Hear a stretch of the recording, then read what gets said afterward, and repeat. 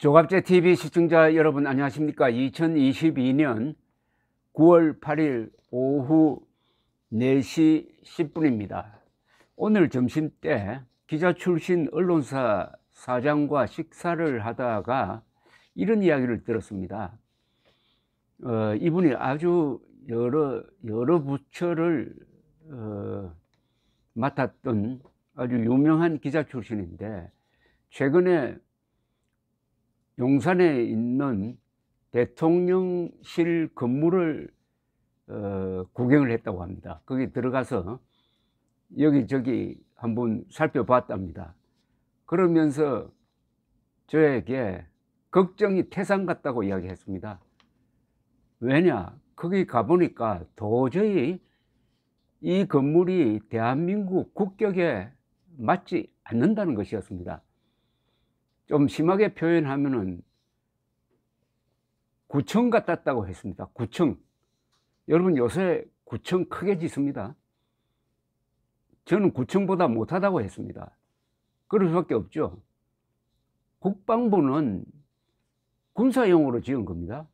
모든 건물은 지을 때 목표가 있습니다. 거기에 맞춰서 짓는 겁니다. 그런데 구청은 행정을 위해서 지으니까 훨씬 요새 새로 지은 구청이 옛날에 지은 국방부보다 낫습니다. 근데 이분 이야기가 이런 건물을 대통령실로 사용하면은 대통령이 얕잡아 보일 것이라고 했습니다. 예컨대 외국 정상들이 용산 대통령실에서 윤석열 대통령과 만나고 나가면은 윤석열 대통령이 가짱게 보일 수도 있겠다는 이야기입니다. 예컨대 백악관이나 엘리제 궁이나 크렘린 이런 대통령실을 구경했던 사람이 용산에서 뭘 보겠느냐는 거죠. 거기에 무슨 역사가 있습니까? 웅장한 뭐가 있습니까? 아름다움이 있습니까? 또는 유명한 미술품이 거기 진열되어 있습니까? 없잖아요. 역사가 없잖아요. 역사가 있을 수가 없죠. 대통령실 용도로 지은 건물이 아니니까. 그러면서 여기서 계속 근무하다가는 이게 좀 문제가 생길 수 있겠다, 이런 이야기도 하면서 점심을 마쳤습니다. 다른 분은, 지금 국방부 청사를 구경한 분은, 여기서는 대통령이 자기 시간을 갖기가 힘들겠다라는 이야기도 했습니다. 거기 무슨 대통령이 조용하게 산책을 하면서 명상을 할 수 있는 그런 공간이 거기 있습니까? 또 외국에서 손님이 오면은, 대통령이 오는 건데 대통령이나 수상이 오면은 좀 편안하게 모셔야 될 것 아닙니까? 요새 어디에 모십니까? 주로 호텔로 가잖아요. 청와대 안에 영빈관 잘 지어 놓고 그걸 그냥 텅텅 비워 놓고 사용도 안 합니다. 아니, 윤석열 대통령 부부는 무슨 억하심정이 그렇게 많은지 저 좋은 청와대를 버리고 구청보다도 못한 데 들어가서 나라를 통치하겠다? 여러분, 건물이 바로 정치입니다. 저 로마 시대 때부터 유럽, 그리고 한국도 마찬가지입니다.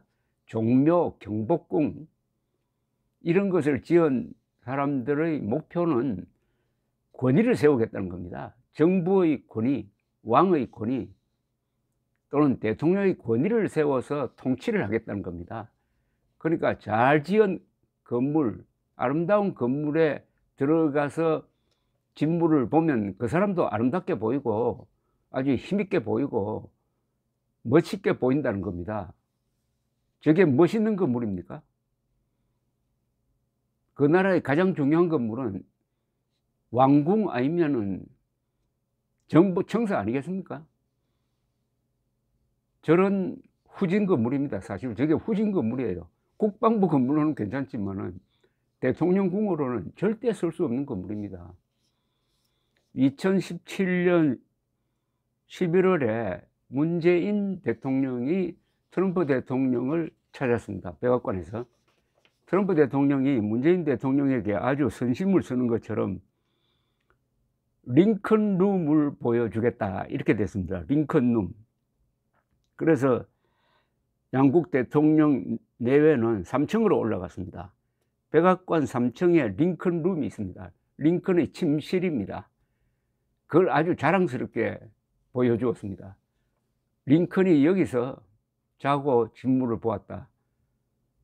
그걸로 외교를 하는 거죠. 또 갔다 오면 자랑 안 하겠습니까? 내가 링컨 룸을 구경하고 왔다든지. 요새는 어떤지 모르겠습니다만 과거에는 링컨 룸에 사람을 재웠습니다. 윈스턴 처칠이 프랭클린 루즈벨트의 초청을 받고 백악관에 가서 링컨 룸에서 잤다고 합니다. 바로 그 건물의 권위죠. 윤석열 대통령이 거의 폐기 처분하다시피 한 청와대도 바로 그런 역사가 서려 있는 겁니다. 74년의 역사는 짧은 역사가 아닙니다. 거기서 이승만, 박정희, 전두환, 노태우, 김영삼, 김대중 이런 역대 대통령들이 거기에 중요한 결정을 한 것 아닙니까? 그런데 김영삼 대통령은 1993년까지 남아있던 경무대와 청와대 본관을 때려 부순 사람입니다. 민족정기 회복한다고. 왜 때려 부쉈습니까? 거기에 역사가 있었지 않습니까?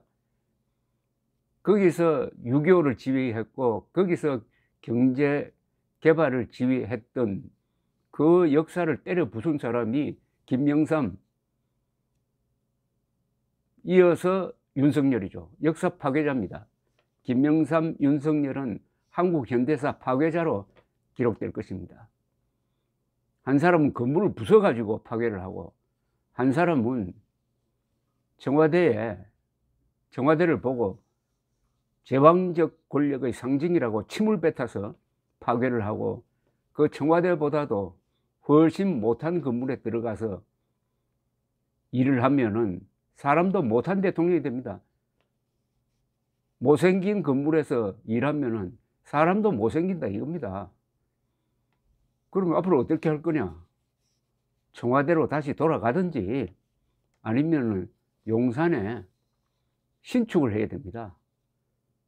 용산에 신축을 할 때는 국제 공모를 해가지고 세계적 건물을 지어야 합니다. 근데 세계적 건물을 짓는다고 해서 그게 권위 있는 건물이 되는 건 아닙니다. 권위가 있으려면 거기에 역사와 스토리가 있어야죠. 그것은 단시간에 만들 수가 없습니다. 청와대 같으면 가능하죠. 이렇게 그러면 신축 건물을 어떻게 지을 거냐? 그게 아마 고민일 겁니다. 지금 윤석열 대통령도 이쯤 해서는 내가 판단을 잘못했다고 아마 뉘우치고 있을 겁니다. 사람이라면은. 그런데 대책이 있습니까? 신축할 때 이제 이것도 잘 해야 됩니다. 갑자기 신축하겠다 하면은 아마 지금 민주당이 들고 일어나 가지고 안 그래도 국민들 60%가 반대하는데 막 선동할 겁니다. 그 선동에는 사실은 이유가 있죠. 예산 낭비라고 하고, 그러고 신축하는데 왜 또 공관은 왜 새로 지었느냐 그러고. 그러나 결국 신축할 수밖에 없는 입장입니다. 청와대에 돌아가든지 신축 두 가지입니다. 신축할 경우에는 답은 정해져 있습니다. 윤석열 대통령이 빨리 신축 계획을 발표를 해야 됩니다. 빠를수록 좋습니다. 그리고 국제 공모를 해가지고 최고의 건물을 지어야 되고 거기는 반드시 공관 기능을 포함시켜 가지고 대통령이 출퇴근하지 않도록 해야 합니다. 그리고 거기에 어떤 미술품이나 예술품을 전시할지도 미리 생각을 해야 합니다. 거기에는 물론 영빈관 기능도 포함시키는 게 좋다고 생각합니다. 그리고 국민 설득이 필요합니다. 그러면은 나는 안 들어가겠다. 그러나 다음 대통령부터 이 좋은 건물에서 직무를 보도록 하겠다. 이 정도 나오면은 아마 국민들이 이해할지 모르겠습니다. 첫 단추를 잘못 꿰었습니다.